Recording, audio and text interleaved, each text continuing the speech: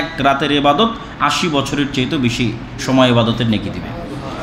1000 মাস ইবাদতের চাইতেও বেশি ইবাদতের সমান নেকি আমাদেরকে আল্লাহ সুবহানাহু ওয়া তাআলা দিবেন। এটা একটা অফার, সেই অফারের নাম হচ্ছে লাইলাতুল কদর। আল্লাহ সুবহানাহু ওয়া তাআলা কোরআন মাজিদে বলেন, ইন্না আনজালনাহু ফি লাইলাতিল কদর, নিশ্চয় আমি এই পবিত্র কোরআন অবতীর্ণ করেছি লাইলাতুল কদরের রাতে। পবিত্র কোরআনের আরেক আয়াতে আল্লাহ সুবহানাহু ওয়া তাআলা বলেন, ইন্না আনজালনাহু ফি লাইলাতিন মুবারাকা, আমি এই পবিত্র কোরআন অবতীর্ণ করেছি বরকতময় রাতে।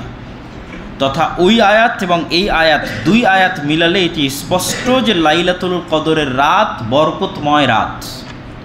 কেন বরকতময় রাত তারও বর্ণনা আয়াতের শেষের দিকে আসবে, তখন আমরা শুনবো ইনশাল্লাহ।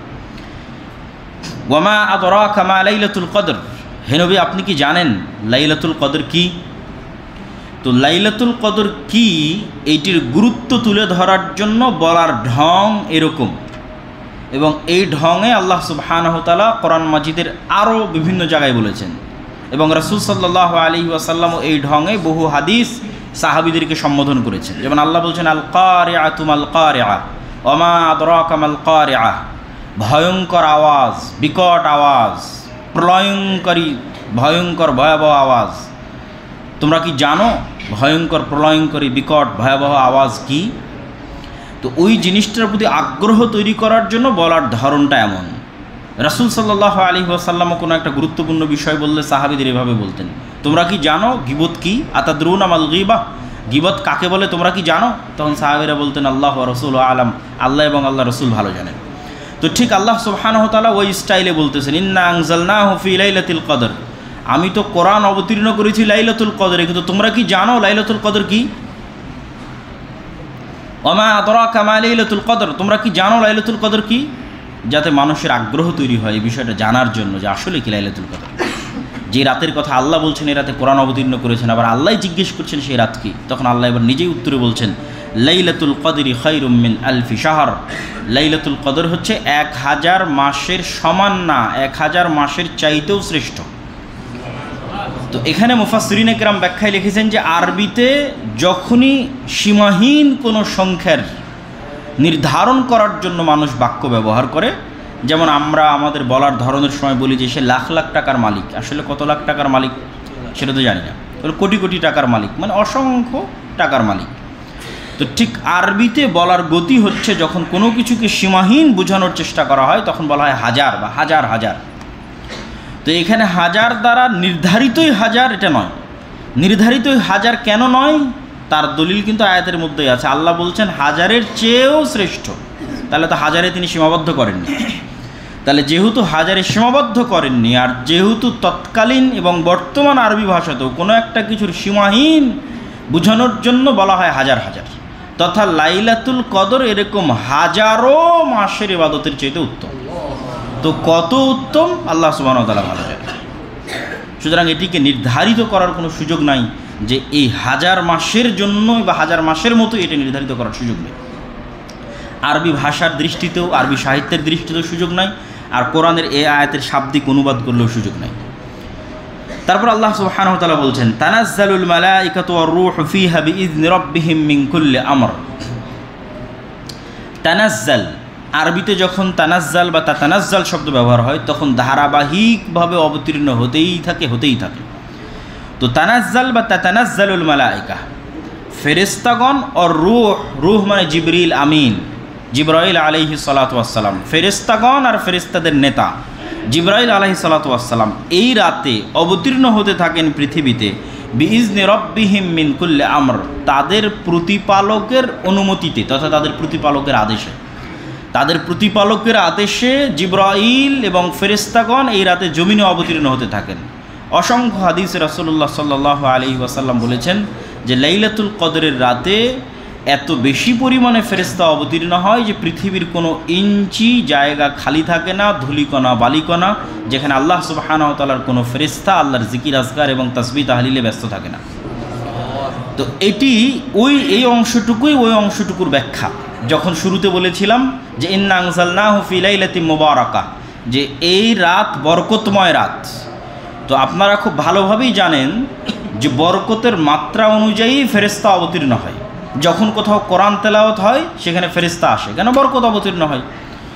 যেখানেই বরকতের কথা আছে সেখানেই ফেরেশতা আসে, যেখানে বরকত নাই সেখানে ফেরেশতা নাই, সেখানে শয়তান। সেটা বাড়িতে প্রবেশের ক্ষেত্রে হোক, খাওয়ার ক্ষেত্রে হোক, প্রত্যেকটা ক্ষেত্রে, কোরআন তেলাওয়াতের ক্ষেত্রে হোক, একটা মাজলিসুল জিকির ইসলামী আলোচনা অনুষ্ঠান হোক, হাফাতহুমুল মালায়েকা, বরকত অবতীর্ণ হওয়ার মাত্রা অনুযায়ী ফেরেশতা অবতীর্ণ হয়। তথা বরকতের মাত্রা কম, ফেরেশতার সংখ্যা কম। বরকতের মাত্রা বেশি, ফেরেশতার সংখ্যা বেশি, ঝাঁক ধরে ফেরেশতা আসে। তো লাইলাতুল কদর কি পরিমাণ বরকতময় হতে পারে, লাইলাতুল কদরের বরকত কতটা সীমাহীন এবং কতটা অগণিত অসংখ্য হতে পারে যে এত বেশি পরিমাণে ফেরেশতা অবতীর্ণ হয় বরকত নিয়ে, বরকতের সাথে, যে পৃথিবীতে একটা ইঞ্চি জায়গা খালি থাকে না যেখানে ফেরেশতা থাকে না। তাহলে এত বেশি সংখ্যক ফেরেশতা অবতীর্ণের সাথে কানেকশন হচ্ছে বরকতের। তাতানাজ্জালুল মালায়েকাতু রূহ, জিবরাইল আমিন নিজে অবতীর্ণ হয় এবং কোটি কোটি অগণিত ফেরেশতা অবতীর্ণ হয় এবং পৃথিবীর 1 ইঞ্চি জায়গা খালি থাকে না ফেরেশতা থেকে, মানে ওই রাতে এত বেশি পরিমাণে বরকত অবতীর্ণ হয়। সালামুন হিয়া হাত্তা মাতলাইল ফাজর, এই বরকত অব্যাহত থাকে সূর্যোদয় পর্যন্ত, ফজরের আজান পর্যন্ত, ফজর পর্যন্ত এই বরকত অবতীর্ণ অব্যাহত থাকে। সম্মানিত উপস্থিতি, এই আমরা একটি সূরার অনুবাদ করলাম হালকা সংক্ষিপ্ত ব্যাখ্যা সহ, যে সূরাটা মূলত লাইলাতুল কদর কেন্দ্রিক একটি সূরা। লাইলাতুল কদর সম্পর্কে রাসূলুল্লাহ সাল্লাল্লাহু আলাইহি ওয়াসাল্লাম এবং তার সাহাবী তারা কেমন কি ইবাদত করতেন এবং কি ফজিলত বর্ণনা করেছেন সে বিষয়ে আমরা দু একটি হাদিস দেখি। আন আয়েশা উম্মুল মুমিনিন রাদিয়াল্লাহু তাআলা আনহা আন্নাহা ক্বালাত, আয়েশা রাদিয়াল্লাহু তাআলা আনহা থেকে বর্ণিত তিনি বলেন, কানান নবী সাল্লাল্লাহু আলাইহি ওয়াসাল্লাম ইযা দাখালাল আশরু শাদ্দা মিযরাহ, যখন রমজানের শেষ 10 দিন প্রবেশ করত আল্লাহর নবী তার লুঙ্গি বেঁধে নিতেন বা গামছা বেঁধে নিতেন। আমরা যদি গ্রামের ভাষায় বলি যে গ্রামে যখন কোনো শক্ত কাজ করার জন্য মানুষ যায় তখন আমরা আমাদের আঞ্চলিক ভাষায় বলি লেংটি মারা বা নেংটি মারা বা কাঁচা মারা।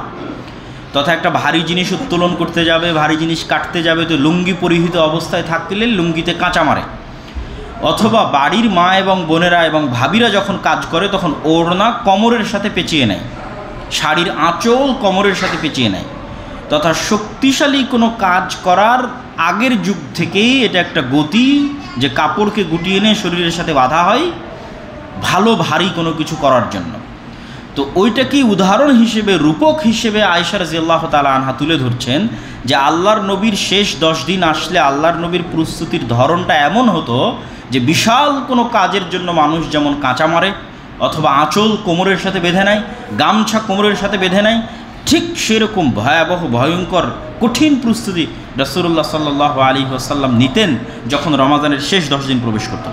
ওয়া আহইয়া লাইলাহু ওয়া আইকাদা আহলাহু, নিজে শেষ 10 দিনের রাত, 10 রাতের রাত জাগতেন, ওয়া আইকাদা আহলাহু, পরিবারকে জাগাতেন।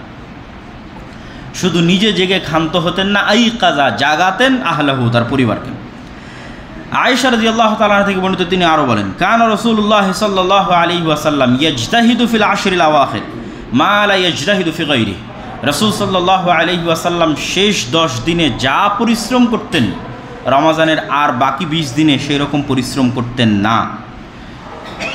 এবং স্বয়ং রাসূলুল্লাহ সাল্লাল্লাহু আলাইহি ওয়াসাল্লাম তিনি বলেন যে লাইলাতুন খায়রুম মিন আলফি শাহর মান হুরিমা খায়রাহা ফাকাদ হুরিমা কুল্লাহ, যে ব্যক্তি লাইলাতুল কদরের কল্যাণ থেকে বঞ্চিত হয়ে গেল সে যেন রমাজান এবং পৃথিবীর সকল কল্যাণ থেকে বঞ্চিত হয়ে গেল।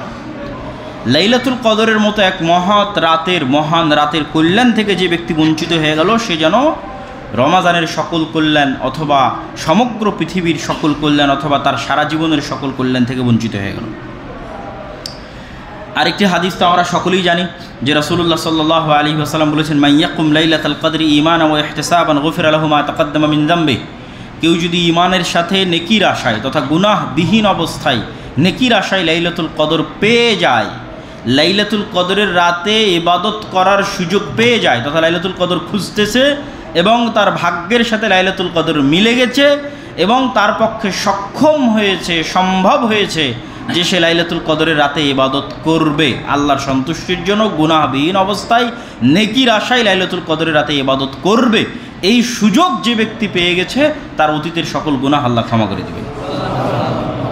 লাইলাতুল কদরের রাতের জাগার এটি একটি বড় সুযোগ এবং সুবিধা।